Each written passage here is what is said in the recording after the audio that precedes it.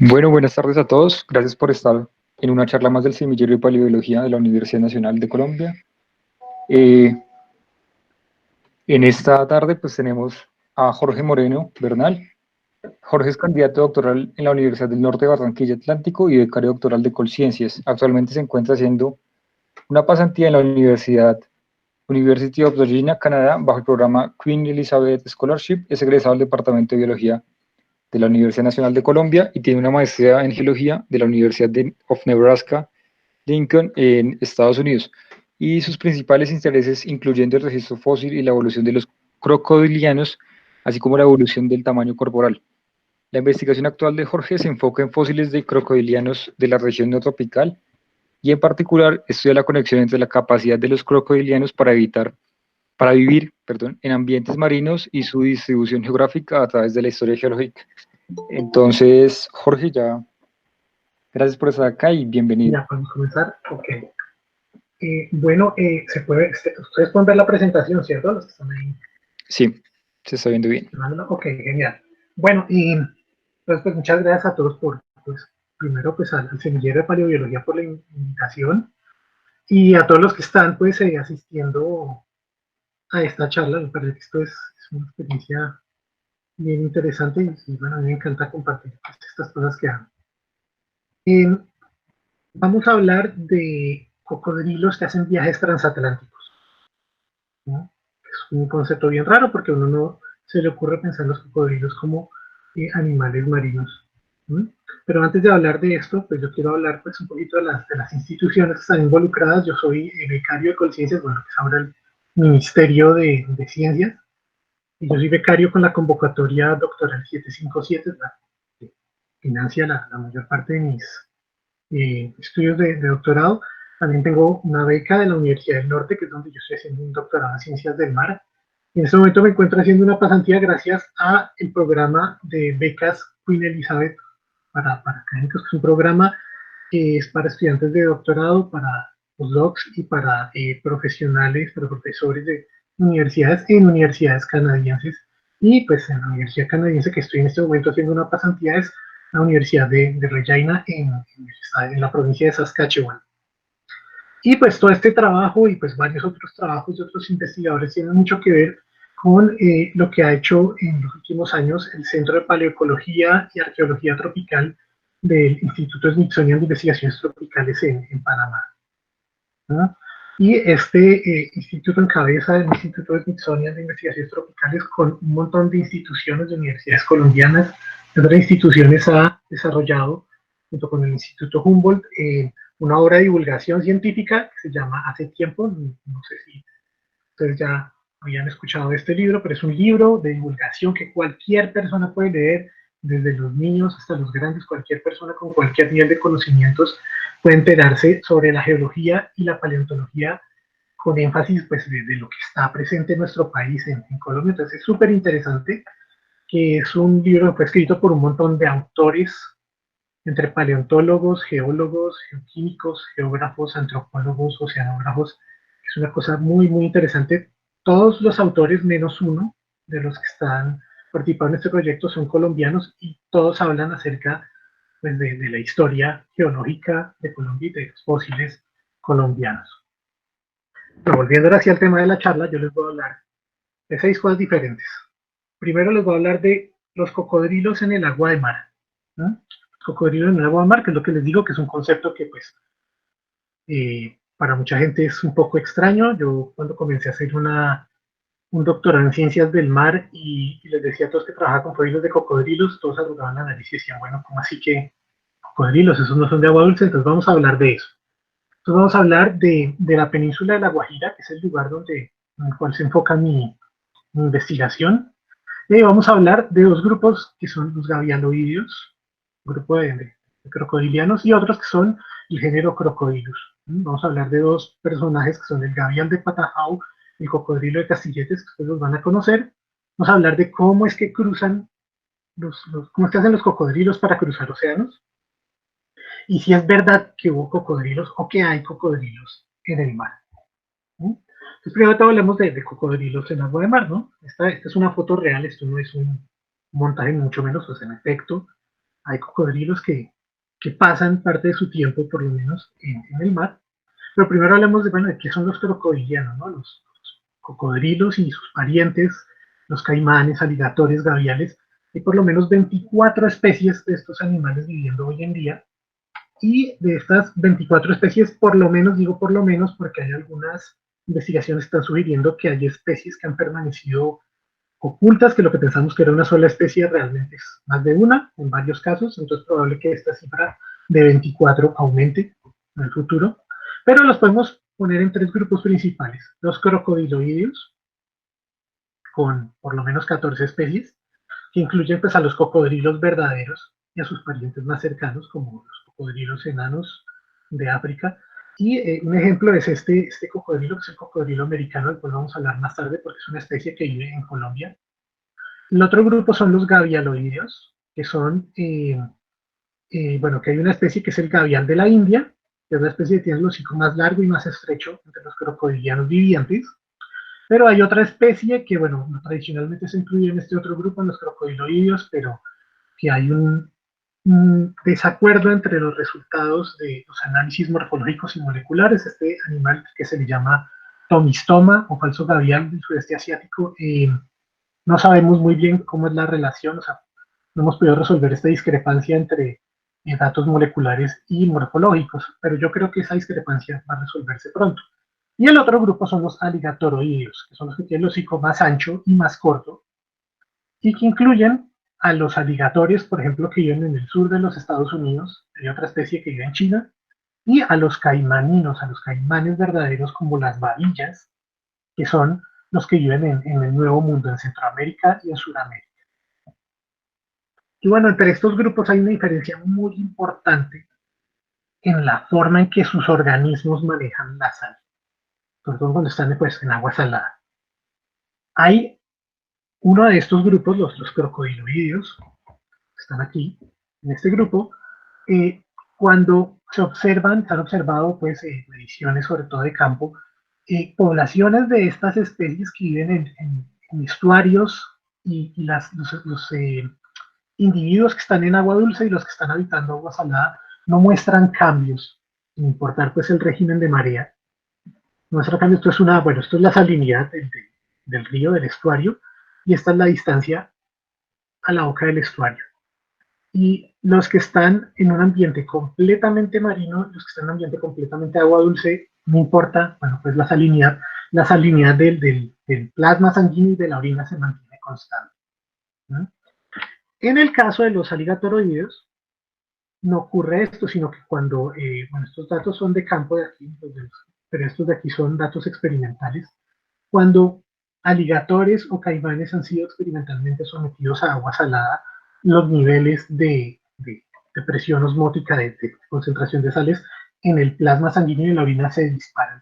Estos animales no pueden permanecer mucho tiempo viviendo en agua salada, mientras que estos otros sí. De hecho, este está por acá dando un paseo sobre una región de coral. Y bueno, como algunos de estos, bueno, como estos crocodiloideos tienen más tolerancia al agua salada, hay especies que tienen una distribución muy, muy amplia porque pueden tolerar el agua salada y desplazarse a distancias muy grandes por el mar. Una de esas especies es el cocodrilo americano, o aquí en Colombia le llamamos, bueno, allá en Colombia le llamamos caimán aguja, ¿no? En el Pacífico colombiano le dicen caimán caretabla y tulicio. Bueno, esta especie no solamente está distribuida en Colombia, sino también está en la región Caribe de Venezuela, está en el Pacífico peruano, está en Centroamérica, en el Canal de Panamá hay muchísimos, tuve la oportunidad de ver muchísimos, está en las costas de Centroamérica, en el extremo sur de la península de Florida y en las Antillas, ¿no? Y hay poblaciones, por ejemplo, en Jamaica hay poblaciones de estos cocodrilos que viven prácticamente toda su vida en agua de mar, desde que son pequeñitos hasta que mueren. Hay otra especie que es el cocodrilo indo-pacífico, que es el cocodrilo de agua salada que uno ve en los programas de estos canales de televisión, y también tiene una distribución tremendamente amplia desde el sur de la India, pasando por todo el sudeste asiático, por todas las islas de Oceanía hasta el norte de Australia. ¿no? Los individuos de esta especie en particular incluso han sido registrados en Japón. Estamos hablando de cocodrilos que se pierden en el mar y van a parar a una playa en Japón, ¿no? Pueden soportar probablemente meses viviendo en agua de mar y llegar a otro continente, a otra masa de tierra sin resultar afectados. Ahora sí vamos a hablar pues de la península de La Guajira. Este es una foto de un paisaje donde vemos valles, están separados como por unas crestas, ¿no? Unos filos, ¿no? Y esta topografía de estas partes de la península de La Guajira se debe a que hay estratos de roca, unas que son más duras, unas que son más duras y se erosionan menos rápido que otras que son más suaves y dan esta especie de contorno. Y importante, vamos a hablar que una serie de campañas de campo del Instituto Smithsonian de Investigaciones Tropicales, que estuvo pues en colaboración con otras instituciones, con la Universidad de Zurich, con la Universidad del Norte en Barranquilla, bueno, y se le escapan, son varias instituciones más, pero ya estas que han estado en la península de La Guajira haciendo geología y haciendo paleontología, y como resultado hay varias publicaciones que han surgido como resultado de, de este trabajo. Las que están en la diapositiva son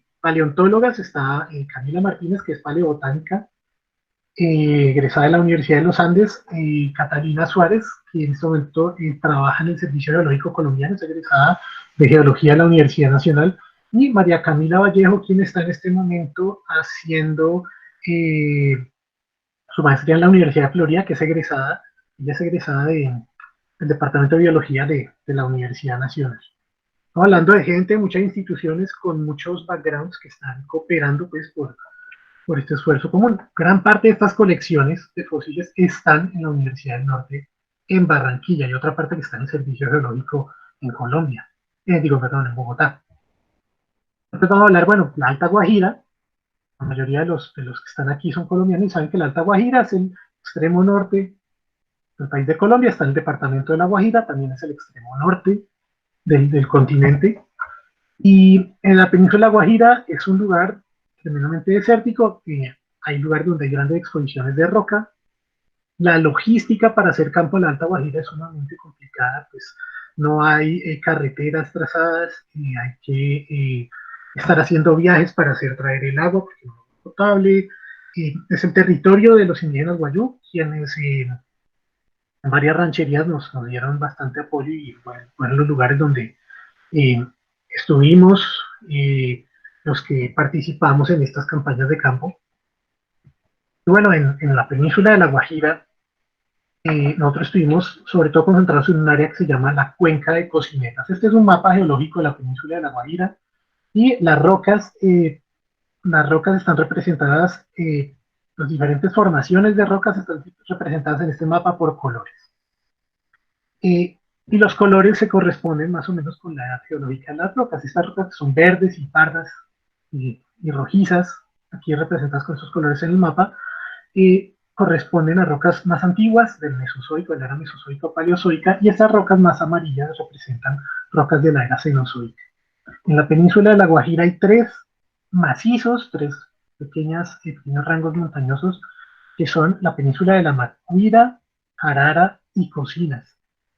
Y estas, que están compuestas de rocas más antiguas, están rodeadas por una serie de cuencas, y una de estas cuencas es la cuenca de Cocinetas, que es la que está aquí al suroriente de la península. Y en esta cuenca de Cocineta, ustedes ven acá en este mapa que hay una serie de números que representan localidades. Estuvimos concentrados en esta cuenca de Cocinetas y estuvimos haciendo varias secciones estratigráficas. Esto se publicó en un artículo de Federico Moreno en el 2015 y se describen todas esas eh, todas esas secciones estratigráficas, todas las localidades donde se encontraron fósiles. También hay otro trabajo del que hablaré más tarde, de Austin Henry. Y bueno, cuando miramos, bueno, si miramos esta pequeña área de acá, es un área que llamamos el Valle de Patajau. El Valle de Patajau contiene afloramientos de dos formaciones geológicas, esta que es más antigua, que es la formación Jimón, ¿Mm? Aquí en esta línea amarilla que atraviesa la imagen, representa el contacto de esta forma, de las rocas de esta formación Jimol con las rocas de esta formación Castilletes. Y ustedes pueden ver las secciones estratigráficas que se midieron a lo largo del valle. Y también pueden ver que hay un montón de iconos que representan hallazgos de crocodilianos. Y en particular, este hallazgo que está aquí fue uno de los más bonitos que se hicieron, porque pues es el hallazgo de, bueno, aquí está la columna estratigráfica, antes de que se me olvide, está la representación de estas rocas, y esto que ustedes ven acá en el mapa representa más o menos este intervalo de aquí. Ustedes pueden ver todos estos triángulos representan hallazgos de crocodilianos, y acá hay un montón de hallazgos de gavialoides que están a lo largo de esta secuencia de rocas. Estas rocas realmente pues, son sedimentos que están apilados unos encima de otros, pero pues, la actividad tectónica los mueve y por eso entonces, lo que parecen ver así como horizontales son realmente capas. Imagínense algo así como una torta que está hecha en capas, alguien la cortó y la puso un poquito inclinada sobre la mesa, de modo que ustedes ven las capas. Cuando ustedes ven así de plano todas estas capas, ustedes ven aquí, aquí son estos mismos estratos que ustedes ven aquí representados en la columna estratigráfica. Bueno, y vamos a hablar del hallazgo, que ya les decía, el gavial de Patajao. Aquí está Rodolfo Sánchez, que es un paleontólogo venezolano, estuvo trabajando con nosotros, está trabajando con nosotros, y aquí está el momento, bueno, esto fue momentos después del hallazgo del gavial de Patajao. Ustedes pueden ver que aquí se ve el rostro del gavial, se ven los dientes, el gavial, y ahora vamos a ver un poquito más de exactamente cómo se encontró. Pero primero vamos a hablar de los gavialoideos. ¿Qué son los gavialoideos? Los gavialoideos son un grupo que incluye a esta especie, es el gavial de la India. El gavial de la India es una especie muy particular que está bastante amenazada de extinción y solo vive en algunos ríos de la India y Nepal. El gavial es el menos terrestre, el más acuático de los crocodilianos vivientes. No se aleja mucho de la orilla del agua, solo le gustan las orillas con poca pendiente, que sean arenosas, no le gustan mucho los otros tipos de orilla. Cuando crecen, pasan determinado tamaño, dejan de caminar normalmente como los demás crocodilianos y empiezan a moverse, impulsándose con las cuatro patas al mismo tiempo, como hacen las tortugas marinas. ¿No? Son bien particulares y son más particulares porque tienen una serie, bueno, existe una serie de registros fósiles de cosas que se parecen mucho a ellos, que son parientes cercanos de ellos, pero que no están en la India ni en Asia, sino que están en un montón de continentes. Y este registro fósil se remonta al Cretácico tardío de Norteamérica y Europa. Después de que estamos en el Cretácico tardío de Norteamérica y Europa, aparecen una serie de formas en el norte de África, ¿no? Y después aparecen otras formas que están en Sudamérica. Es muy importante resaltar que las formas fósiles de Asia y la forma viviente de Asia, lo más parecido a estas formas está en Sudamérica, o sea, lo más parecido al registro fósil, lo más parecido por fuera de Asia, está en el neotrópico, no solo en Sudamérica, sino también en Centroamérica y las Antillas. Y uno de los ejemplos, bueno, es este Griposuchus colombianos, que fue encontrado en el desierto de la Tatacoa y en otras localidades que no están en el Huila con el desierto de la Tatacoa, sino en el Tolima. Bueno, pero fue encontrado en Colombia. Es muy importante porque vamos a discutir tarde sobre él. Pero bueno, estos eh, gavialoideos del neotrópico, por decirlo de alguna manera, vienen en dos sabores, en dos variedades. Uno de estos gavialoideos neotropicales, como el Griposuchus colombianus del que les hablaba, el desierto de la Tatacoa, son muy parecidos, por lo menos superficialmente, a la especie que vive hoy en la India. Se parecen, por ejemplo, en que tienen un hocico relativamente corto, aunque es más largo que los crocodilianos actuales, pero el hocico es muy largo, pero es moderadamente largo en comparación, por ejemplo, con estos. Y el puente que está en medio de los ojos, o sea, la barra del hueso que está, espacio interorbital, mejor dicho, el espacio entre las dos órbitas de los ojos, es bastante ancho, bastante pronunciado. Eso los diferencia mucho de otros crocodilianos fósiles y recientes, pero los asemeja mucho al gavial que vive hoy en la India. La otra semejanza es que ellos tienen un alveolo, una cavidad que soporta un diente, está bastante desplazada hacia los lados, entonces esta parte de la punta del hocico parece que tuviera como unos hombros. Los pueden ver aquí, los pueden ver aquí. Algo similar ocurre en el gavial que vive en la India, solo que no está en el segundo diente, sino en el tercer diente del gavial de la India. Y hay otra variedad de gavialoides suramericanos que no tiene esas características. Tiene el puente entre los ojos es muy estrecho, no tiene este alveolo de los dientes muy separado, sino que están como más nivelados con el que le sigue. Y el hocico es extremadamente largo, muchas veces tiene un borde que está como ondulado hacia los lados, ¿no?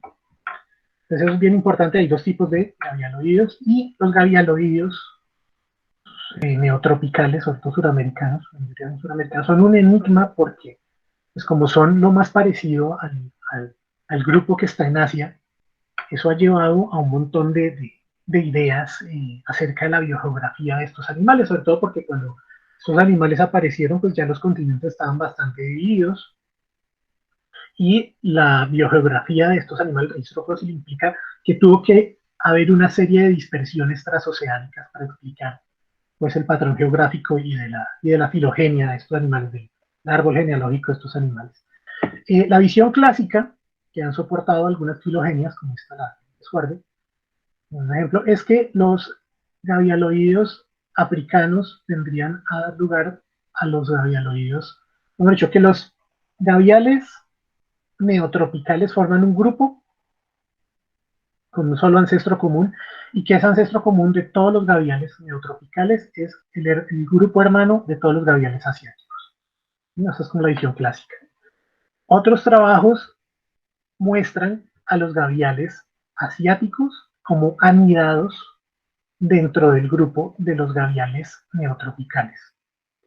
Con algunos de ellos, por supuesto, los que son más parecidos, más cercanamente emparentados, a algunos de los neotropicales más cercanamente emparentados a los asiáticos que a otros neotropicales. O sea que eso implicaría una serie de dispersiones o que los suramericanos volvieron a ir a África o que los suramericanos llegaron a Asia por el Pacífico o algún montón de escenarios biogeográficos más complicados. ¿Sí? Pero en 2016, un colega, Rodolfo Salas Gismondi, un colega peruano, llega a una conclusión diferente. Él estudia la filogenia y estudia, es un análisis de la morfología de alrededor de las órbitas de los ojos de estos animales y él llega a la conclusión de que los gavialoideos, como la especie colombiana que les hablaba antes, los griposopus colombianos, y los gaviales asiáticos se parecen, pero se parecen porque ambos son ejemplos de un grupo, los gavialoideos, que fue mayoritariamente costero y marino a lo largo de su historia, pero que dos pequeños linajes se readaptaron a vivir en ambientes de ríos, ¿no? Eso ayudaría a conciliar ambas tipos de observaciones que hacemos con la morfología de estos animales. Y bueno, vendría a explicar por qué ocurriría eso. El problema es que aún no sabemos, no entendemos bien cuál es la conexión sensorial o fisiológica que haría que esta morfología evolucionara precisamente para adaptarse nuevamente a vivir en ambientes de río. Y bueno, volviendo a la formación Gimol y la formación Castilla, pues tenemos eh, aquí nuevamente la columna estratigráfica y tenemos acá el hallazgo, el gavial de Patajao, el que les mostraba al comienzo de esta sección, y está tal cual se encontró.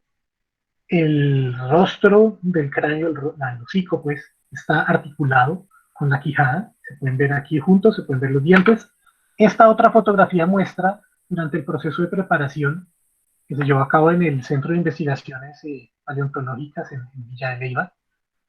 Parte del proceso de preparación, como se estaba viendo, ya estaba observando mucho mejor la morfología de este animal.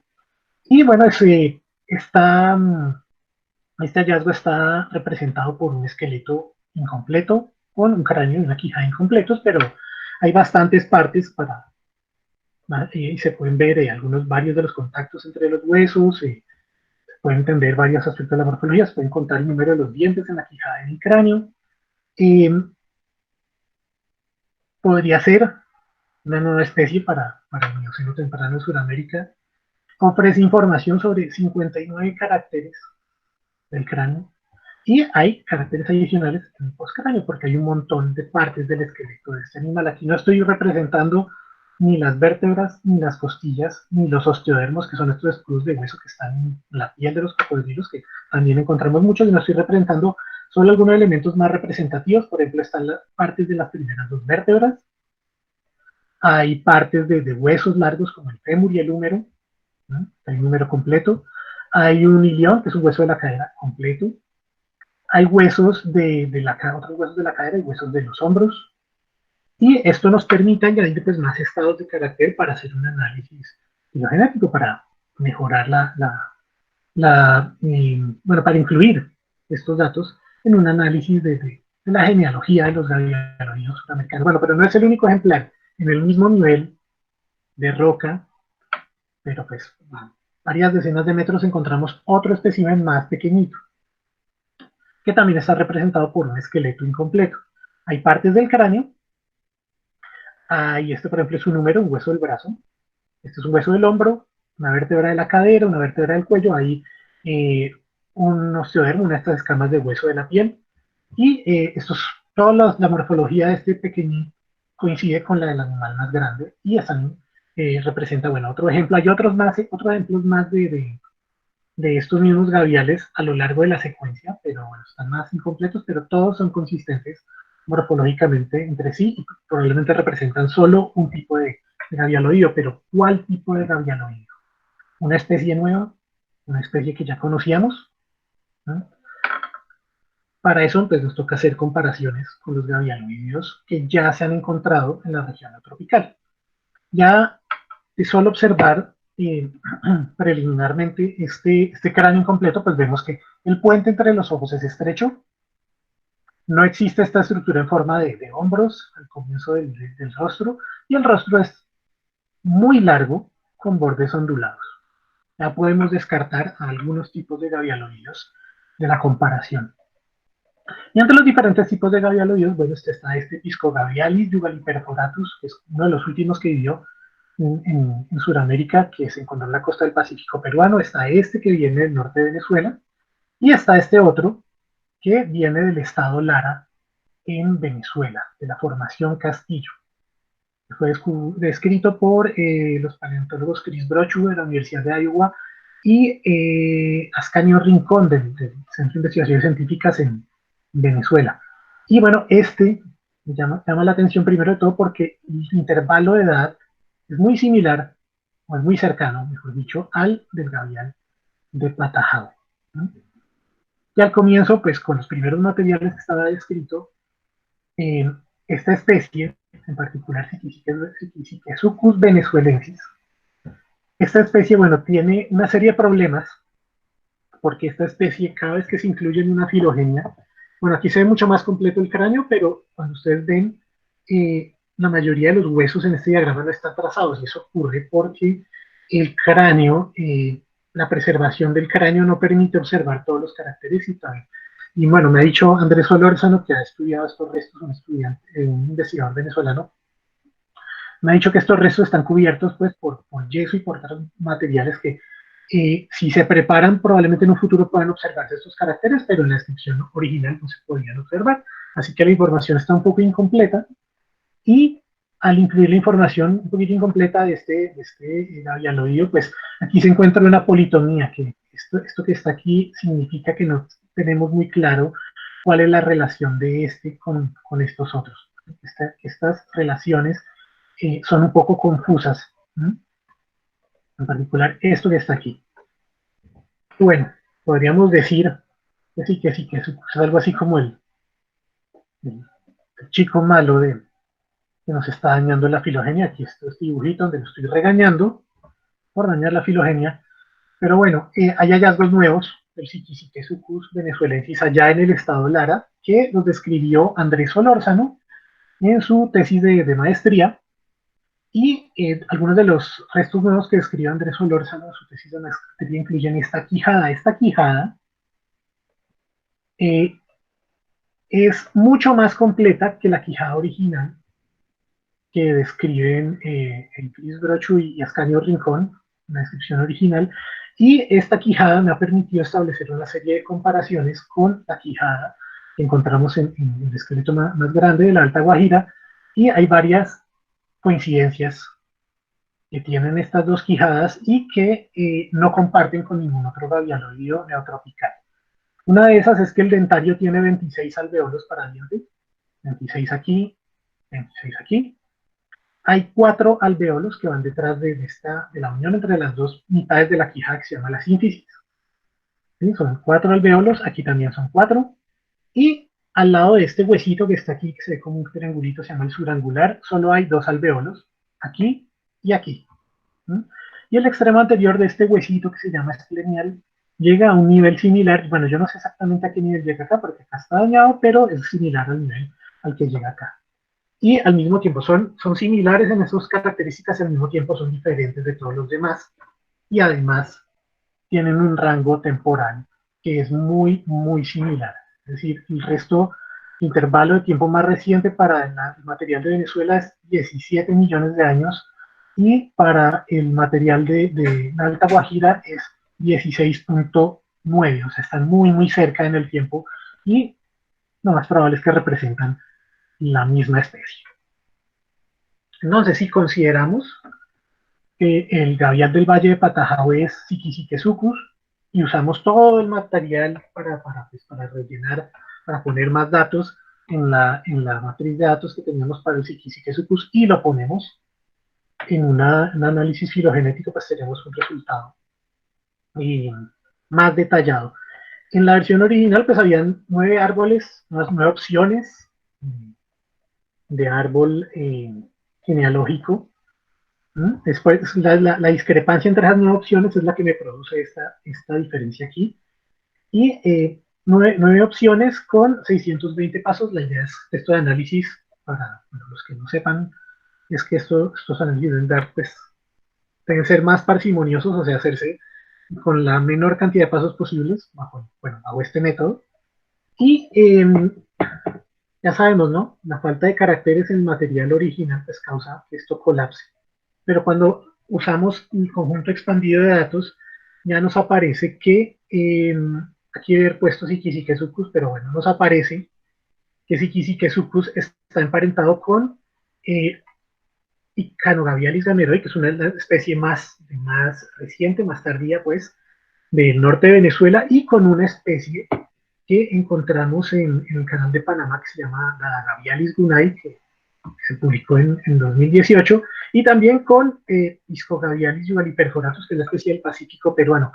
Pero todas estas especies comparten, bueno, quizás no sabemos de Gavialis, pero todos son especies que tienen las órbitas de los ojos relativamente cerca, y hocicos relativamente largos, ¿no?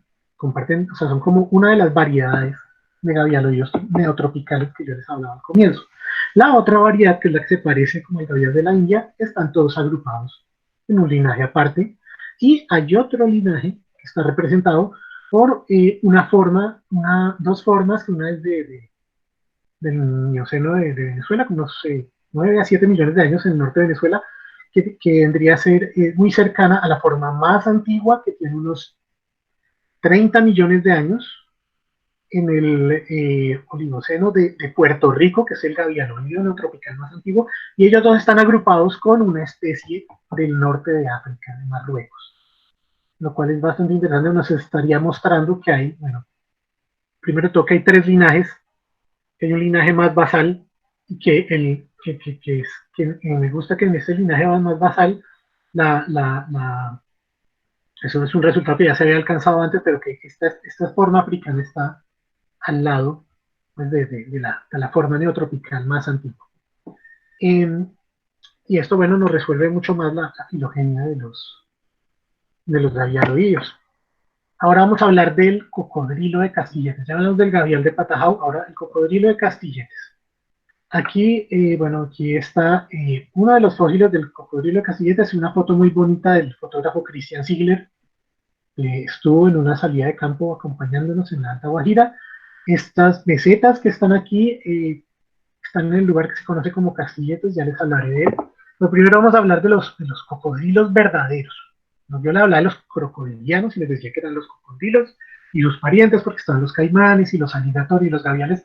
Eran los cocodrilos eh, que digamos que son, entre comillas, los cocodrilos verdaderos, pues son el género Crocodylus, son los cocodrilos que uno normalmente ve en los documentales en África o en Australia, pero bueno, realmente son más o menos unas 14 especies que viven en las regiones tropicales de todo el mundo, incluyendo, pues aquí en Sudamérica, en Colombia hay dos especies de crocodilus. Una es el caimán llanero, que es Crocodylus intermedius, y la otra especie es Crocodylus acutus, que es el cocodrilo americano o caimán aguja, le decimos en Colombia. Y es muy importante pues que este grupo de crocodilus realmente, en una época se pensaba que era un grupo súper antiguo y habían fósiles, incluso del Jurásico, a los que los llamaban crocodilus, pero después cuando se revisó el registro fósil, se dieron cuenta que muchos de estos animales realmente ni eran de este grupo y algunas veces ni siquiera pertenecían al grupo que comprende a todas las especies modernas, sino que eran parientes mesozoicos, pertenecían a otros linajes más antiguos. Y en realidad, los cocodrilos verdaderos no son un grupo muy antiguo. Los cocodrilos verdaderos tienen apenas unos 6 5 millones de años. ¿No? Después de que aparecieron, por la época en que ellos aparecieron, varios grupos endémicos de crocodilianos en otras partes del mundo se estaban extinguiendo y ellos empezaron a aparecer en varios continentes, empezaron a ocupar los espacios que esas extinciones dejaron vacantes. ¿No? Y es muy importante que los análisis morfológicos coinciden con los moleculares en que los cocodrilos verdaderos del Nuevo Mundo son los parientes, bueno, los parientes más cercanos de los cocodrilos neotropicales son los cocodrilos africanos. Y en el caso de los análisis moleculares va a ser una cosa muy, muy interesante, que es que los cocodrilos africanos, que al comienzo pensaban que eran todos una sola especie, ahora se piensa que son dos. Los cocodrilos del Nilo están más emparentados con los cocodrilos suramericanos que los cocodrilos sagrados del occidente de África. ¿No? Y pues bueno, esto también indica que en algún punto hubo una migración a través del Atlántico entre África y Sudamérica. En, en el lugar que conocemos como Castilletes, que es donde comienza la frontera terrestre entre Colombia y Venezuela en el Mar Caribe, se llama Castilletes porque están estas mesetas, que se llaman Castilletes, más o menos, bueno, al lado de estas mesetas, un poquito al sur, están las ruinas del antiguo pueblo de Castilletes, y a un lado de la frontera está la estación de la Guardia Venezolana, al otro lado de la frontera está la estación de la Policía Colombiana. Nosotros eh, estuvimos muchas veces trabajando desde la estación de policía y recolectando fósiles en estas rocas que afloran en estas mesetas que forman una unidad que se llama la formación Guaré. La formación Jimol y Castilletes de las que yo les hablaba antes tienen entre 17 más o menos a 15 millones de años, pero estas rocas son mucho más recientes que las que les mostré antes de donde venían los gaviales. Estas rocas tienen entre 5 y 3 millones de años aproximadamente. Y hacia la base de estas mesetas encontramos rocas, arenas, rocas formadas por arena y por grava de ríos que contienen muchos huesos, muchos restos de madera y huesos de vertebrados y dientes. Y entre esas cosas que encontramos están restos como estos, que son, bueno, fragmentos de cráneo, son fragmentos de un cráneo y una quijada del mismo animal. Aquí muestro más o menos cómo estaban, en qué parte del esqueleto del animal estaban. ¿No? Estos contienen partes del borde de esta abertura que se llama la fenestra supratemporal. Y cuando los examinamos, bueno, vemos que no son caimanes, no son caimaninos, no son aligatoroides como el tipo de la babilla o el caimán negro o el cachirre, porque son, tienen rasgos que son de cocodrilo. ¿No? Por ejemplo, este huesito, que vamos a hablar de algunas minucias de la morfología, este huesito que en los caimanes es muy grande, en supraoccipital suele ser muy grande en los caimanes, en las babillas, y excluir a este otro hueso que se llama el parietal. Aquí no, aquí solo es una pequeña astillita, es apenas expuesta sobre el cráneo y no excluye a este del borde de atrás de la caja craneana. No tiene muchos crocodilianos tienen una cavidad neumática, un hueco, este hueso es hueco y parietal, pero en este caso no, es sólido.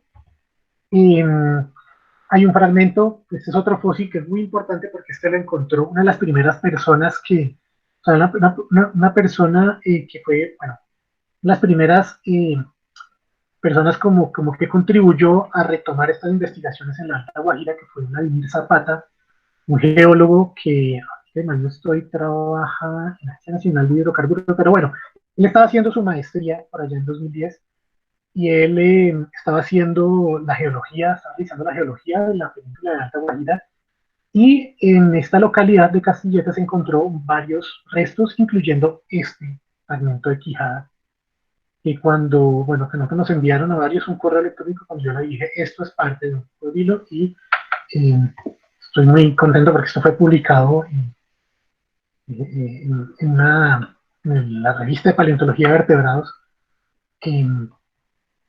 pues describiéndolo como lo que es, ¿no? Como un resto de crocodilo. Sí, esa es la parte posterior de la quijada de un cocodrilo y tiene un montón de características porque aquí confluyen varios huesos. Confluyen, perdón, este huesito se llama el surangular, este que se llama el, mentira, este se llama el angular, se llama el surangular y este grande que está aquí se llama el articular y ahí pasan nervios y pasan arterias y entonces esa es una morfología muy complicada que está llena de características que permiten diferenciar entre diferentes, bueno, entre varias clases de cocodrilos. Entonces, una de las rasgos que tiene es que tiene acá un huequito, se llama el foramen aerum, que en los caimanes, en las babillas, en los yacarés, está desplazado hacia adentro y hacia arriba, pero en este caso no, está al bordecito. Esto nos permite decir que no se trata de un caimanino. Y en este caso, bueno, está bien al borde. Y además, esta unión entre el hueso articular y el hueso surangular forma acá como una curva, desde ser así recta como esta. Y bueno, esto coincide con lo que uno ve, por ejemplo, en un caimán llanero o en otros cocodrilos. Tenemos además, bueno, aquí hay una unión entre este hueso articular y este que se llama surangular. Y acá hay una sutura que es la unión de los dos huesos. Y por ejemplo, en los caimaninos, esto pasa por acá y está este huequito por donde pasa un nervio y una arteria. Aquí pasa la sutura por detrás del huequito para el nervio y la arteria, no lo toca. En cambio, en los cocodrilos verdaderos pasan dos cosas. Primero se levanta una lámina por encima, ¿no? Como ocurre acá, y la sutura acaba atravesando el agujero.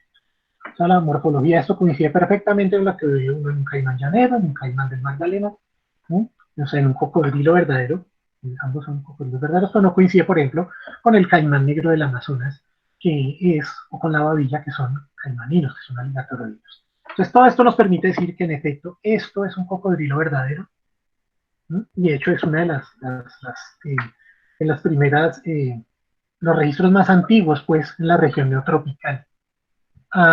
Hay otro rasgo que se me olvidaba, que es un poquito más ambiguo, que es que este huesito del articular, como este surangular, normalmente este surangular crece hacia arriba y tapa este articular, pero hay algunos grupos en los que está truncado, entonces si uno mira de lado la parte de la quijada, este hueso se ve por el lado, eso ocurre en los cocodrilos, pero también ocurre en unas formas muy emparentadas con los cocodrilos modernos, pero que son endémicas de África, y esta es una forma fósil de, bueno, en la mayoría extinguió, pero esta es una forma fósil de Madagascar, pero obviamente las otras características no coinciden y sin duda puedo afirmar que esto es un cocodrilo verdadero y que es uno de los más antiguos.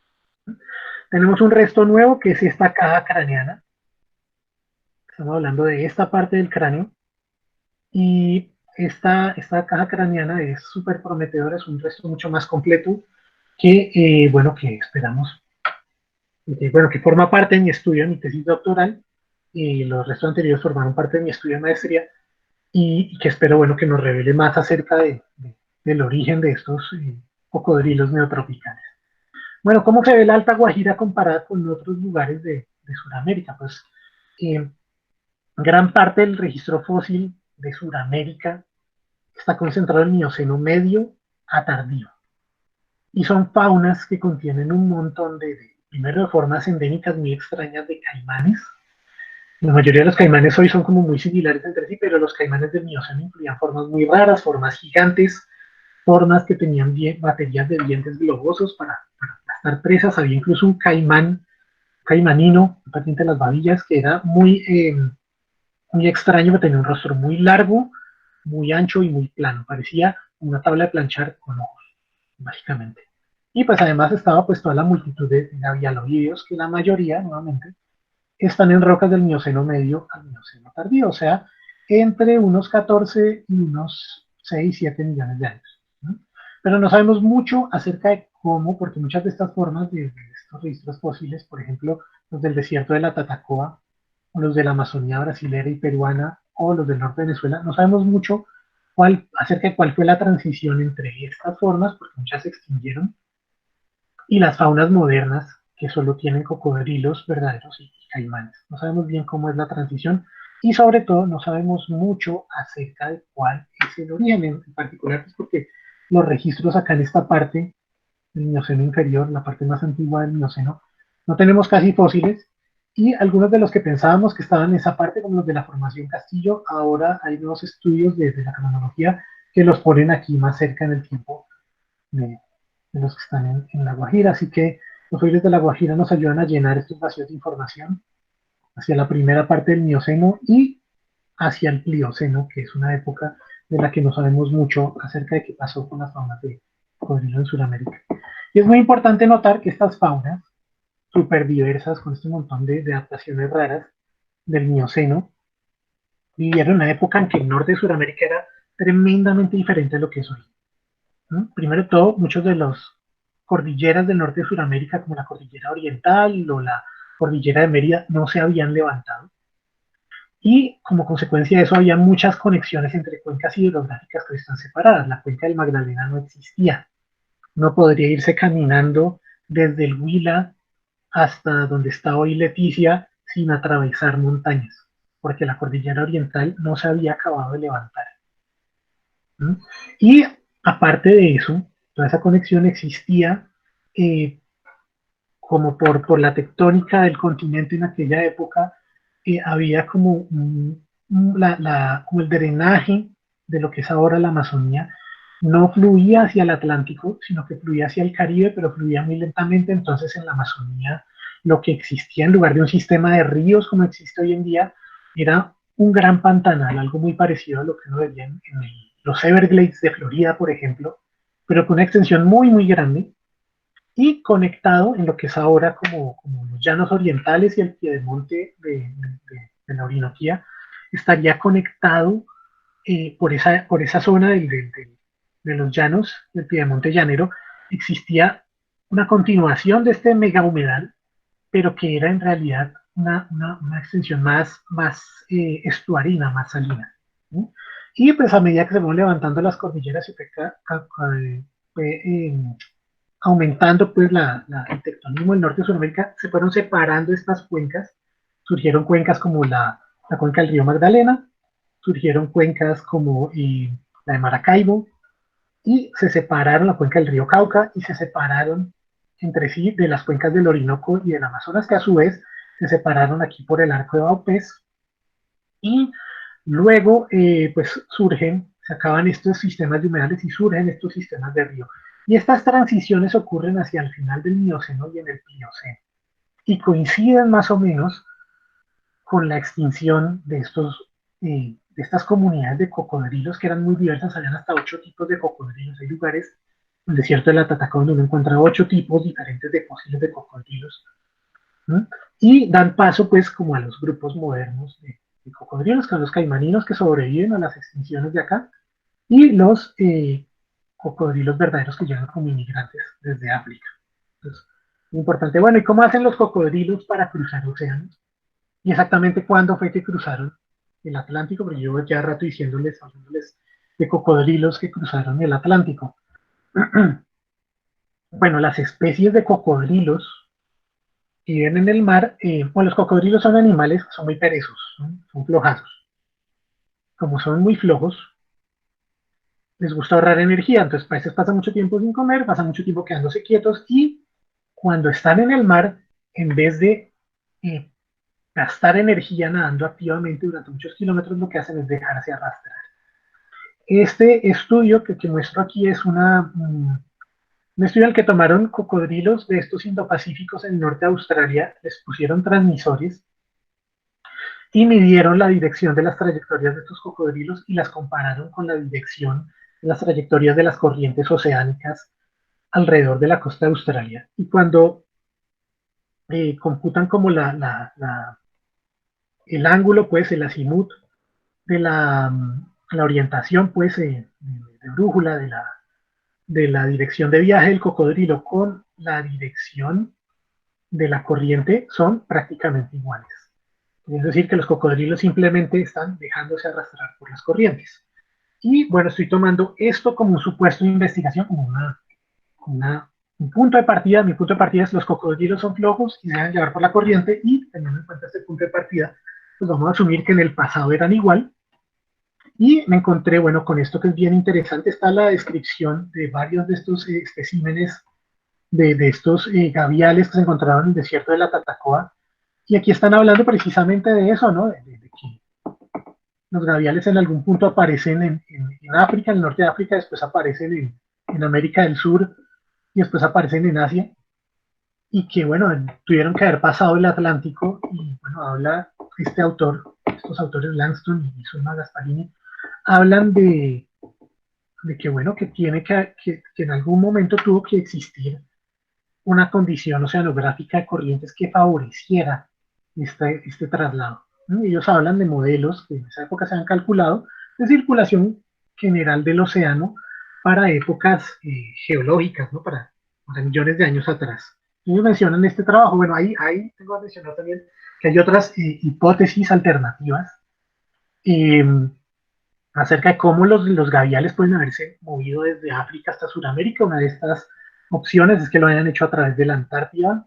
Recordemos que la Antártida no siempre fue un continente helado, sino que por lo menos hasta hace unos 30 millones de años, más o menos, la Antártida era una región incluso subtropical con bosques, con ecosistemas terrestres, que cuando llegó la glaciación antártica, perdón, los obliteró y pues, los acabó por completo, pero es probable que la Antártida haya sido un puente. Pero bueno, yo me inclino más por el Atlántico como vía de dispersión. Aquí está el modelo que ya es muy antiguo, es del año 81, es más viejo que yo, de Barron y Peterson, al que se refiere el otro autor.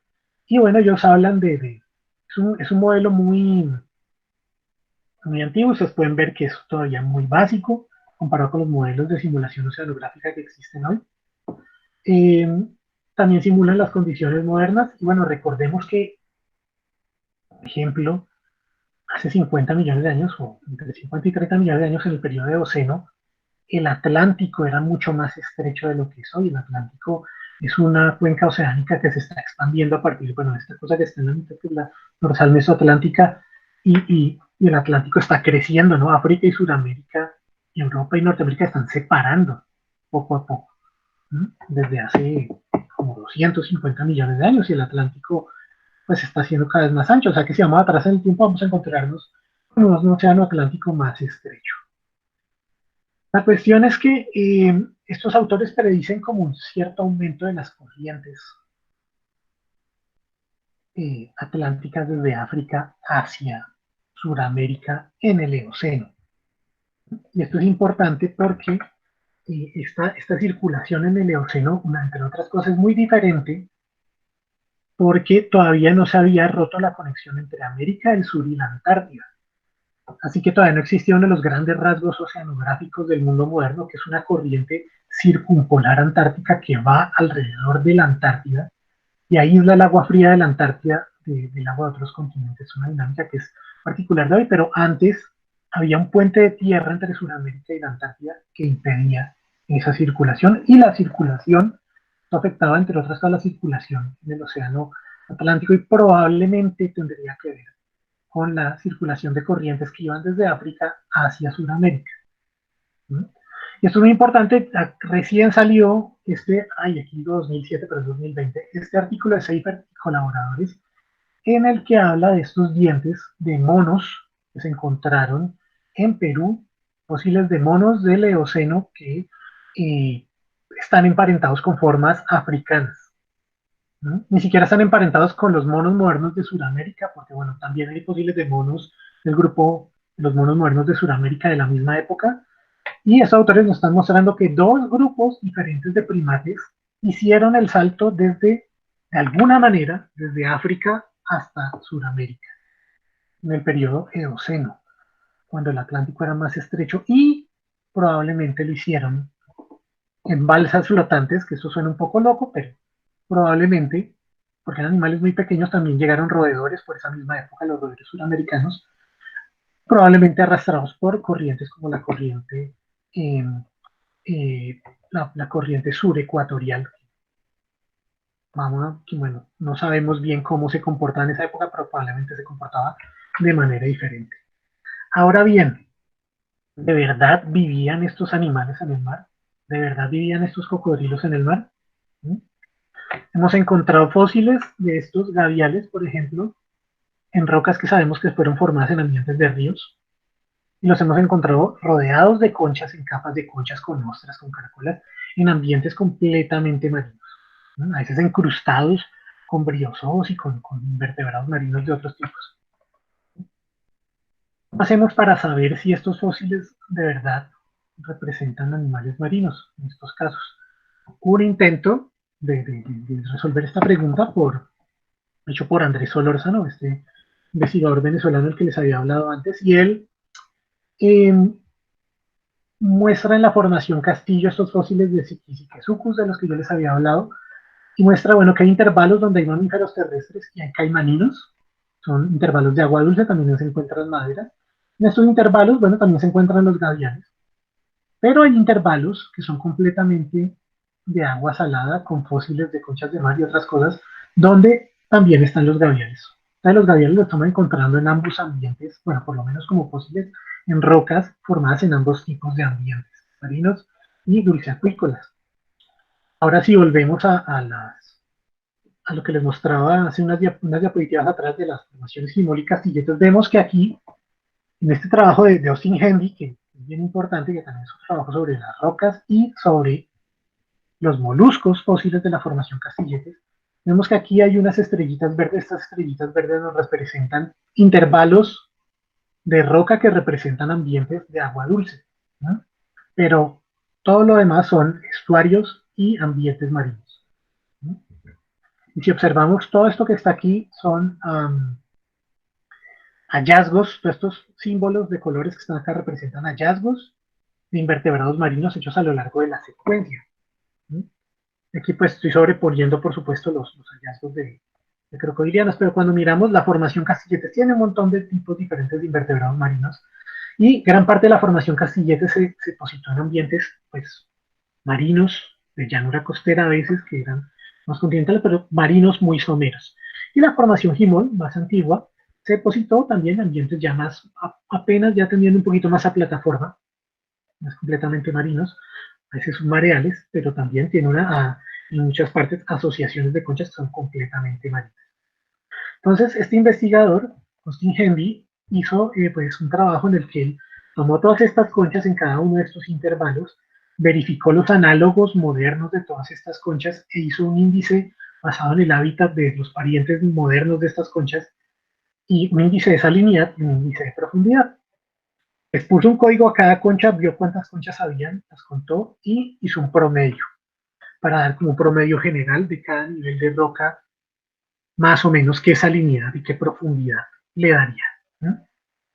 Entonces, bueno, cuando yo pongo las abundancias de gavialoideos y de aligatoroideos, o sea, de caimanes, eh, que no pueden tolerar agua salada, y de gaviales, bueno, por ponerlos los pongo con contraste con las localidades que los contienen y bueno, con los índices, noto pues que la mayoría de los caimaninos del grupo que no soporta el agua salada está concentrado en los intervalos estratigráficos con salinidad cero, ¿no? Solo uno, que de hecho es un fósil muy mal preservado, me aparece en un estrato rocoso de ambientes costeros. Pero los gaviales me aparecen en ambientes marinos, no con mucha frecuencia, pero sí me aparecen en un intervalo de ambientes más amplio. Y pues lo mismo puedo decir de los ambientes en términos de profundidad. De hecho, me sorprendió pues que los gavialios me dan como una profundidad bastante más elevada que los caimanes, ¿no?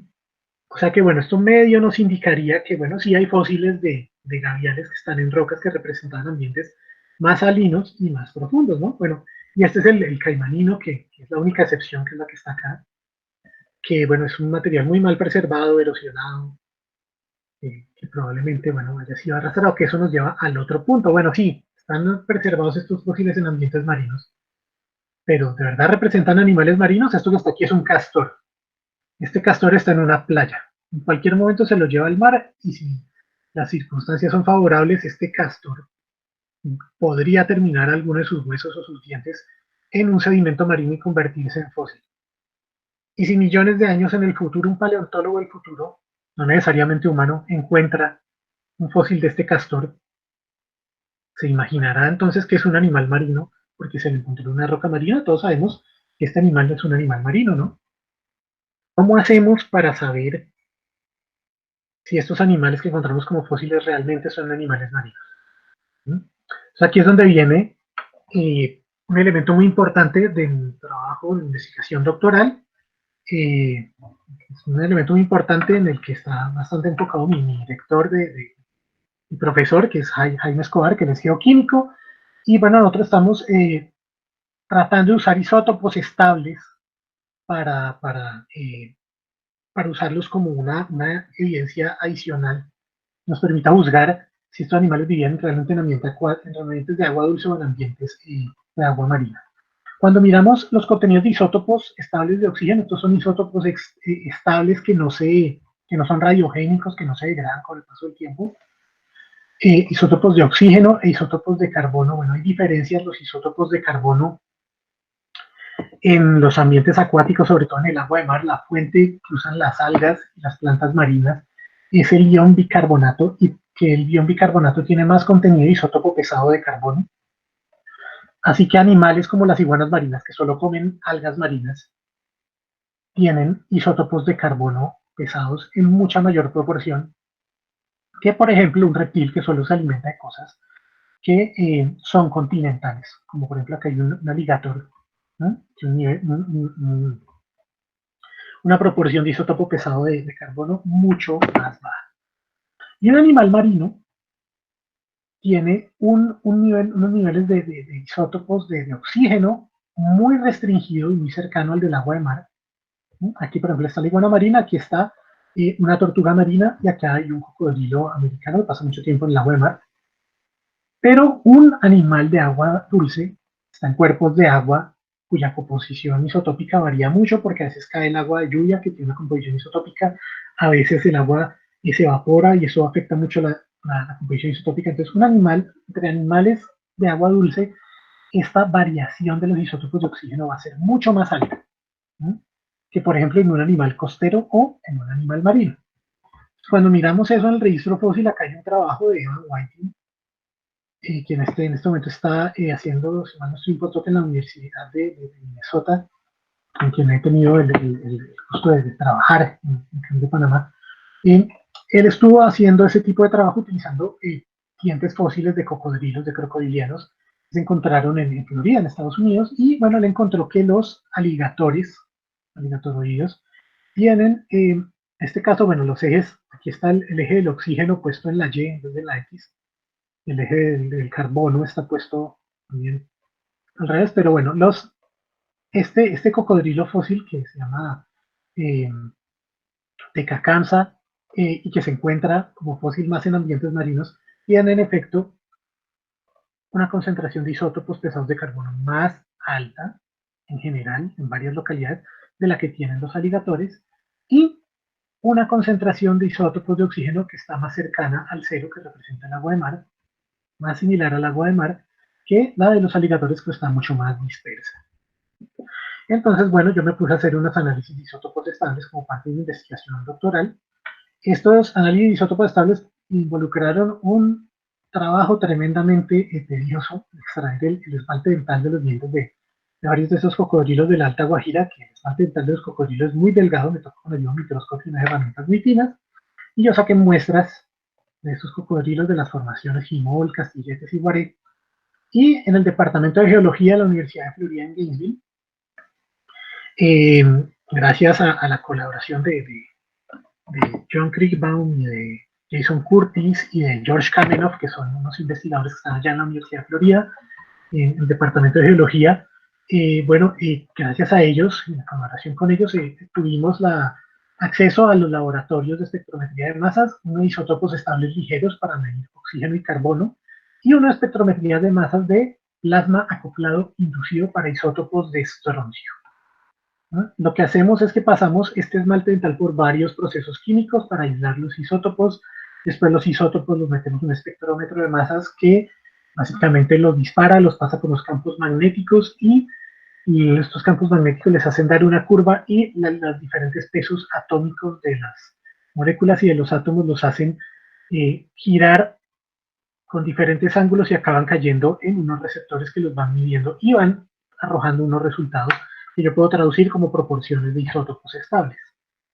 Y este es uno de mis resultados preliminares en los niveles donde se encontraron los gavianes, los Iquisiquesucus, que también encontramos de estos caimanes gigantes, Purosaurus. Y cuando comparamos estos resultados, por ejemplo, con los de Whiting en la Florida, nos ocurren dos cosas bien interesantes, que una es que los niveles de isótopos de carbono son más elevados en algunas muestras de los gaviales. Este es el esqueleto grande de gavial, este es el esqueleto más pequeño. Y son más elevadas aquí que en los caimaninos. ¿No? Pero extrañamente las proporciones de isótopos de oxígeno son más variadas en los gaviales que en los caimaninos, que eso es algo que realmente yo no me explico muy bien. El resultado del carbono es más consistente con un hábitat marino, pero el resultado de los isótopos de oxígeno es más restringido en los caimaninos. Y bueno, esto es un resultado preliminar. Hay otras muestras de isótopos de oxígeno que nos van a revelar pues más pistas acerca de estos bolivianos, y no solamente de estos del Mioceno, de las formaciones simbólicas siguientes, sino también de los cocodrilos verdaderos y otros que están en la formación Guaré del Plioceno. Entonces, como conclusiones, hablando de las cosas que se van a ver en un futuro, los gavialoides de la Alta Guajira pertenecen a la misma especie de la formación Lara en Venezuela, el Tiquisquiescus venezuelensis. Tienen un montón de información que mejora la filogenia.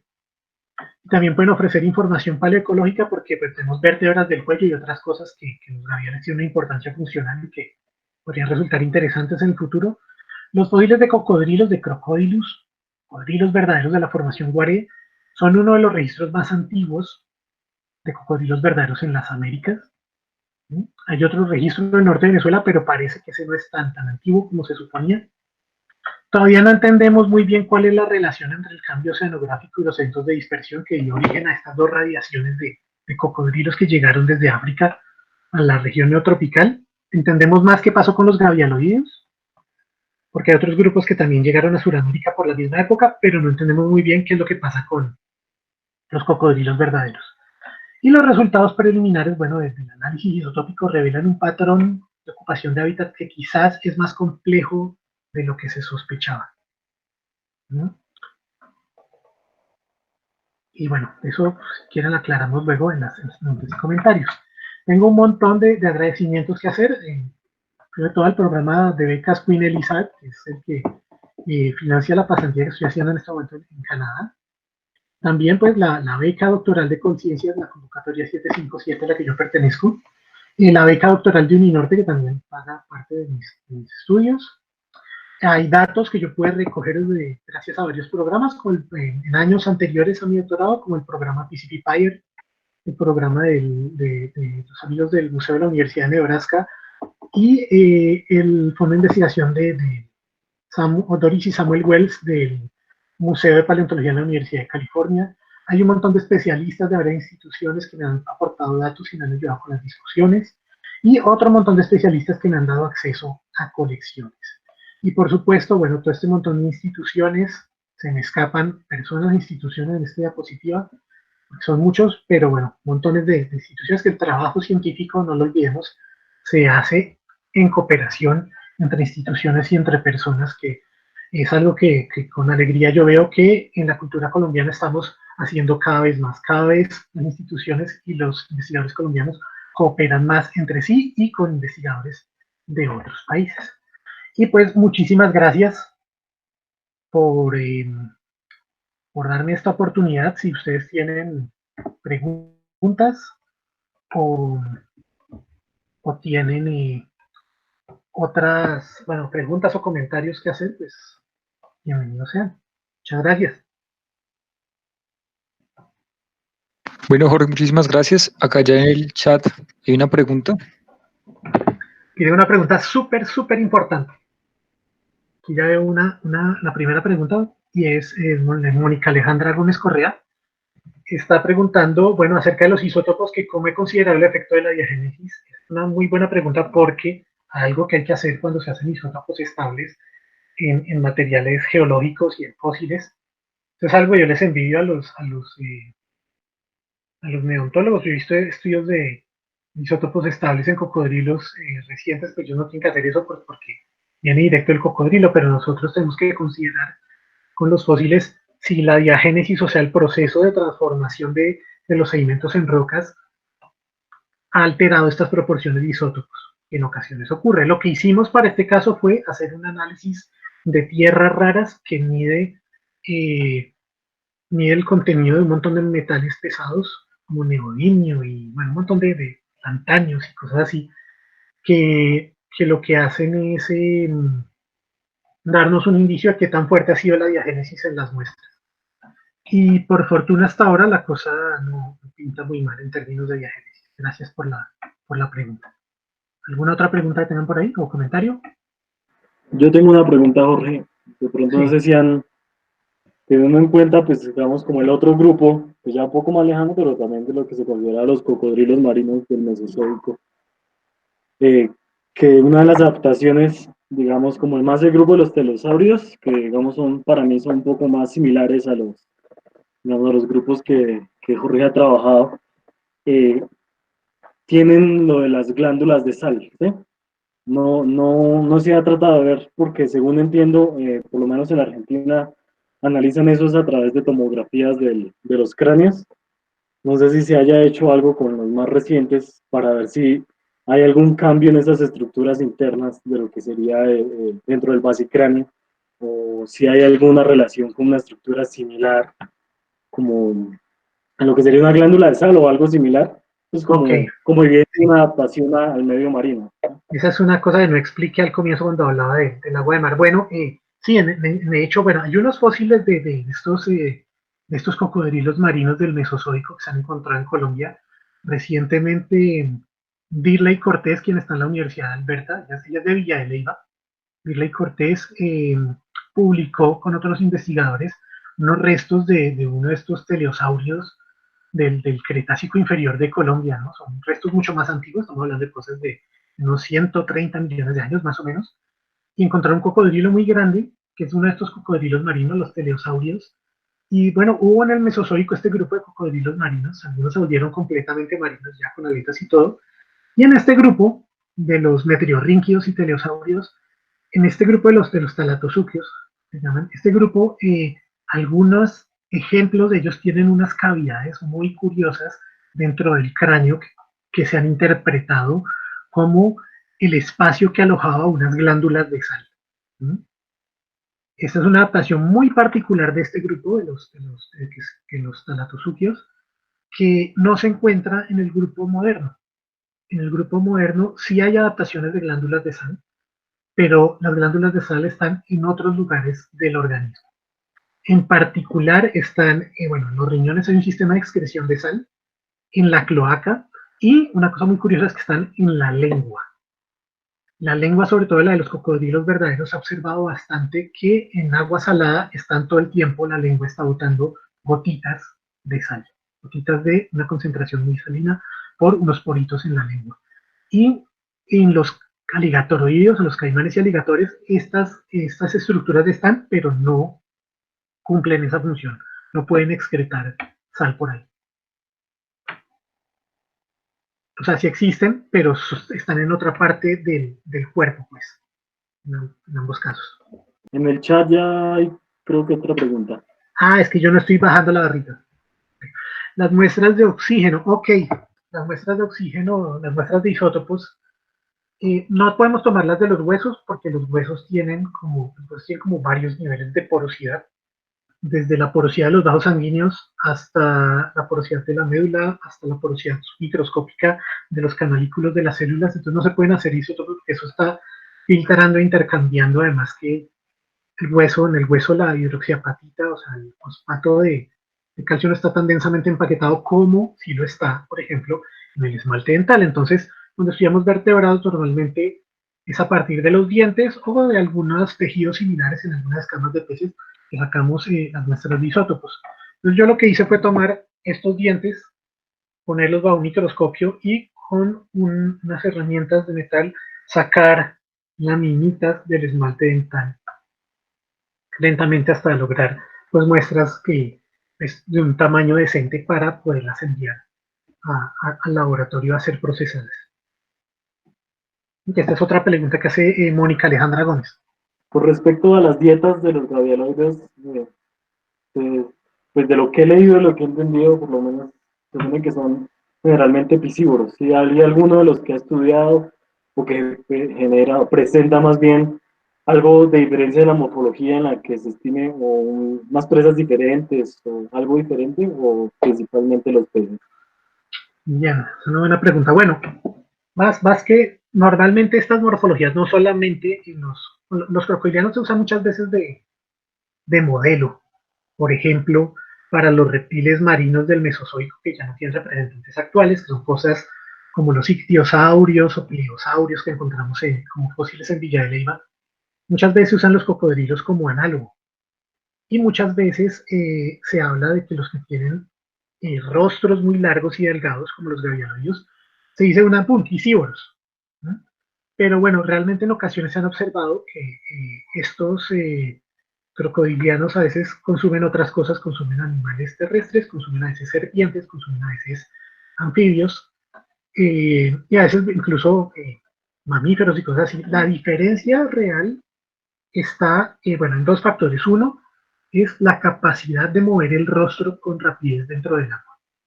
Un rostro largo pero estrecho me permite como hacer un arco dentro del agua sin que haya tanto arrastre como si yo lo hiciera con un rostro muy, como si yo lo hiciera con un rostro muy ancho, pues como si estuviéramos, eso sería como si estuviera yo moviendo una varilla contra mover una tabla. La tabla va a tener un arrastre mucho más grande dentro del agua. Y el otro factor es que, bueno, si yo voy a tratar de golpear un objeto duro con la varilla o con la varilla va a ser más propensa a romperse. Un rostro muy largo y muy estrecho puede moverse con más rapidez dentro del agua, pero tiene mucha menos resistencia mecánica. Así que un reptil marino, un cocodrilo con un rostro muy largo y estrecho probablemente puede mover este rostro para alcanzar cosas pequeñas con mucha mayor rapidez y probablemente va a ser menos propenso a tratar de capturar presas muy grandes porque la resistencia mecánica de una presa muy grande forcejeando podría dañar el rostro mucho más fácilmente que si el rostro fuera más ancho y más robusto. Creo que ahí es la conexión es más con el tamaño de presa y la capacidad de moverlo en el agua, que pues, bueno, en los ambientes acuáticos de los crocodilianos se traduciría con comer peces, porque muchas presas acuáticas pequeñas son peces, pero también aplica a otras cosas. Pero, por ejemplo, lo que dices de las presas de algunos mamíferos, ¿ya está el registro de que es caza activa? Porque también había Sí, sí, entendido sí. que algunos, sí, o sea, es con caza activa, ok, Sí, perfecto. pero normalmente eso se restringen a cosas pequeñas y cuando los herpetólogos que han comparado esto en crocodilianos se han dado cuenta que la tendencia es rostros largos y delgados, consumo de presas pequeñas. Y bueno, y eso coincide casi siempre con peces. pero hay, por ejemplo, especies como el caimán negro del Amazonas, que tiene un rostro muy ancho y muy robusto y come muchos peces. Entonces, también hay que tener mucho en cuenta que esa correspondencia clásica entre, entre terrestre versus acuático con forma del rostro podría no ser tan aplicable a todos los casos. Sí, de hecho es que estoy trabajando algo similar y pues por ahí he estado leyendo sobre las ventajas mecánicas de la diferencia en los rostros, ¿no? Y pues que ya hay varios estudios recientes, además de los, digamos, como el clásico que es el de Kurzweil, en el que trabaja primero como esos modelos en los que cómo funciona mejor, si uno delgado y más largo, pues cómo funciona el agua comparado con uno más ancho. Sí. Pero también vi que recientemente los han comparado, creo que fue el año pasado, eh, con la evolución en los cetáceos, que encontraron una relación muy cercana, o sea, que cetáceos igual con hocicos muy alargados, Ah, también lo de sí. los dientes, ese es uno muy reciente, y que encontraban pues como esa relación entre esa forma y pues ese comportamiento mecánico en el agua, ¿no? O sea, Ujú. específicamente cómo funcionaría en el agua. Son unos trabajos como de Y 2017, sí, por ahí, 2018, muy sí. recientes, de los que hacen una comparación morfometría geométrica y en efecto, sí, ese es otro análogo muy bueno para los reptiles marinos, que son que es pues, la forma del rostro de cetáceos que consumen presas grandes como las orcas. Es muy diferente al de, por ejemplo, el otro extremo tendremos algunas especies de delfines de río, que tienen rostros muy largos y muy estrechos, y consumen presas que son comparativamente mucho más pequeñas. Y una forma en la que se manifiesta eso es en la morfología de los dientes de gavial. Yo miro a veces los fósiles y digo, este diente tiene que ser de gavial porque son súper delgados, recurvados, la ornamentación es diferente, son muy típicos y los dientes, por ejemplo, de algunos caimaninos, como los del Purosaurus, son súper robustos, incluso los dientes anteriores son más afilados, son afilados, pero son como, son puntiagudos, pero son como curvos, como gordos, alongados, y son bastante robustos. Así que es otra diferencia que de hecho que yo empecé a observar mirando un trabajo sobre reptiles marinos del Mesozoico, un trabajo clásico que es el de Judy Massare, que creo que es de, no me acuerdo qué año es, Del 87. eso, de 1980. Es un trabajo clásico en el que ella compara los dientes de estos reptiles marinos con los dientes de cetáceos y una de las comparaciones es un gavial de la India. Y yo Sí. veo los mismos patrones en estos cocodrilos del Mioceno, porque tenemos unos, o sea, tenemos desde los gaviales que tienen unos dientes súper agudos, pues, hasta unos caimaninos que tienen unos dientes, son prácticamente unas bolas planas, que son como para triturar cosas, son unos dientes súper especializados y tenemos todo un rango de morfologías dentales. Pero el de los caimaninos, los que me dice que son más globosos, ¿están en qué región del rostro? En la ¿Posterior o región posterior, en la porque región hay posterior? Ok. heterodoncia, ¿no? En los Sí, sí, reptiles sí, marinos se ha en ese observado tema. eso, pero hay una heterodoncia en algunos que es extrema. Sí, es De que hecho, hay en reptiles uno, marinos, más que todo se presenta es la anisodoncia, ¿no? O sea, lo del tamaño más no en forma. Si acaso en ajá, algo en los mosasaurios sí se han encontrado pues los cambios de dientes, pero por ejemplo, sí, de pronto que por ahí estaba José y me corrige, están el los glovidens, géneros Globians y hay otros, sí, que glo- esos sí están más con esas formas globosas, pues que se supone que están adaptadas a los cosas más glovidens, que es duras, un ¿no? ejemplo de libro, ¿no? Sí, sí, ese sí es perfecto Nosotros ejemplo. tenemos, bueno, en la Amazonía peruana, Rodolfo Salas ha descrito tres formas. Una de ellas es el Natusucus, que es homodonto, pero ya es al revés de los gaviales. O sea, es homodonto, todos los dientes son iguales, pero todos los dientes son unas pelotas chatas. Es un caimán con solo pelotas chatas de dientes, no tiene dientes afilados. Es el extremo. Pero hay otros que sí están con unos dientes posteriores súper molarizados, formando baterías trituradoras y adelante tienen dientes más afilados. ¿No? En el caso del Purosaurus hay una diferencia, pero es más leve. ¿No? Pero sí, eso existe. Y se pueden usar como análogos y yo Sí. creo que hay un montón de retroalimentación que se puede hacer entre reptiles mesozoicos y cocodrilos ahí. Y hay otra pregunta con respecto a eso de los dientes. De los que ha visto, hay algunos que presenten ya como la morfología en carenas, o sea, que los dientes Sí, terminen en alguna sí carena, ¿sí? tenemos esa variación. Carenas, Ok. carenas grandes, tenemos dos carenas primarias, o sea, las dos crestas, que van adelante atrás del cono del diente del cocodrilo, carenas secundarias que son otras más pequeñitas. Entonces hay un caimanino, por ejemplo, que las carenas secundarias son casi igual de grandes que las principales, entonces el diente parece una falda plisada. Sí, okay. Los gaviales tienen esas crestas muy chiquititas, entonces el diente parece que tuviera rayitas a lo largo. Los purosaurus tienen el esmalte arrugado. Entonces las arrugas se trepan sobre las carenas, entonces parece que las carenas tuvieran dentículos, pero no son dentículos, sino son como unas cresticas, entonces se dice que eso es una falsa, pues son dientes falsamente, falsos dentículos. Sí, ¿Sí? No son sipodontes verdaderos, son falsas sipodontes. Sí, Hay unos que sí son sipodontes, o sea, las crestas tienen dentículos como los que tienen los dientes de los dinosaurios, parecen un cuchillo de cocina. Y así, entonces sí lo observamos, y se observa en los cocodrilos del Mioceno. Pero no sé si algo con los recientes o con los que has trabajado hablan algo Los de recientes no veo ¿no? tantas diferencias. Pero en Solo la veo relación. esmaltes lisos contra... Okay, sí. Es que esa era la pregunta, como si la ornamentación se ha visto algo en los Pero recientes. sí las hay, pero lo que pasa es que las comunidades recientes son menos diversas. No hay tanta especialización como en el Mioceno. Entonces eso dificulta un poquito la cosa, pero sí las hay, sí las hay. Bueno, aquí hay otra pregunta de Mónica. De Mónica Alejandra Gómez Correa. Que pregunta de dónde fueron tomadas las muestras de carbono y para el oxígeno, y no sé qué es el ICP-MS.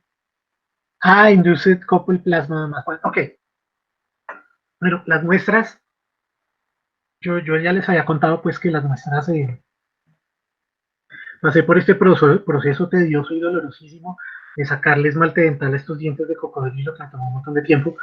Entonces estas muestras, o sea, estos del esmalte de cocodrilo pues eran unas tarritos con un polvito, ¿no? Después de hablar con el servicio geológico, decirles cómo hago para sacar esto del país, qué permiso necesito, bueno, etcétera. Yo las enviamos a Florida, ya estando allá en Florida, hicimos 12 procedimientos paralelos.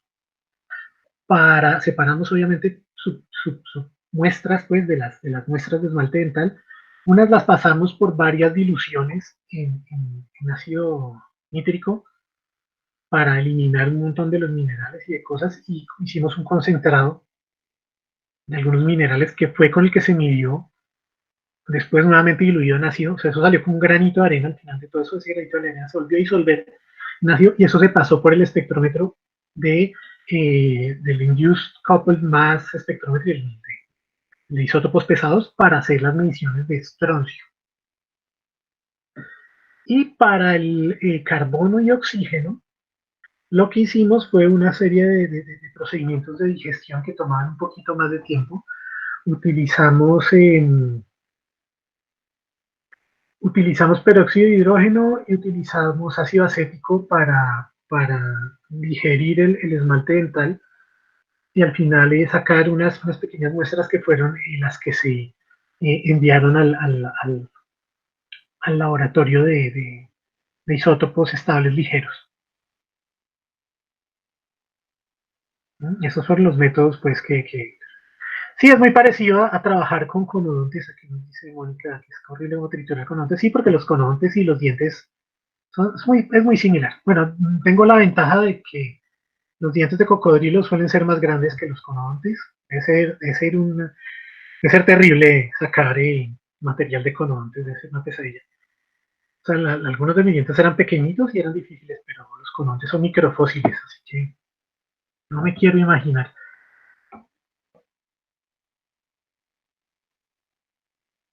No sabía que había alguien trabajando con conodontos en Colombia. Cosa tan interesante.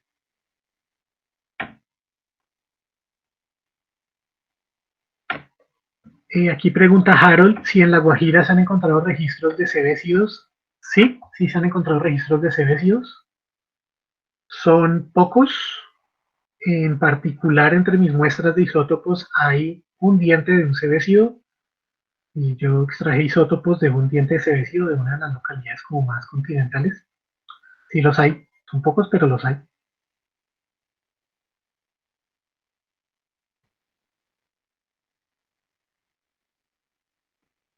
Los cebésidos, pues para los que no sepan, los cebésidos son un grupo de crocodilianos, pero que no están en el grupo moderno, sino que son como un remanente que sobrevivió, que era un grupo del Mesozoico de cocodrilos terrestres, y la mayoría se extinguieron, menos este pequeño relicto que sobrevivió en Sudamérica hasta hace unos 15 millones de años. Digo, hasta hace unos 12, 10 millones de años.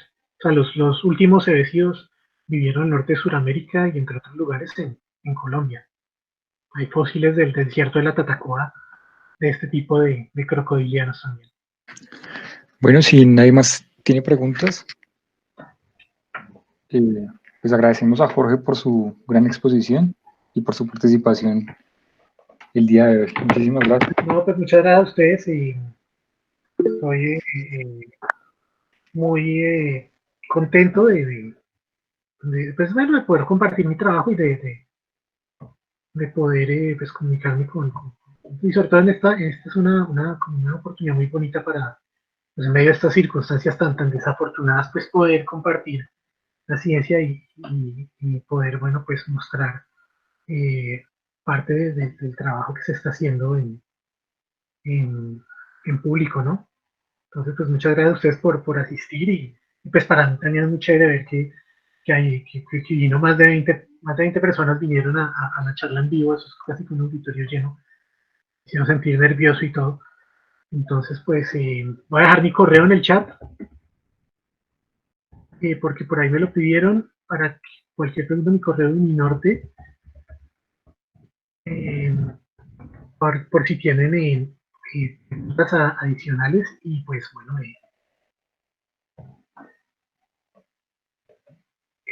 muchas gracias a todos por venir. Sí. Muchas gracias, Jorge, por haber aceptado la invitación. Muy buena charla. Bueno, gracias Cristian, gracias a todos los del grupo de Paleobiología de la Universidad Nacional por darme esta invitación y espero se hace en otra ocasión poderles mostrar parte de mi trabajo en un futuro.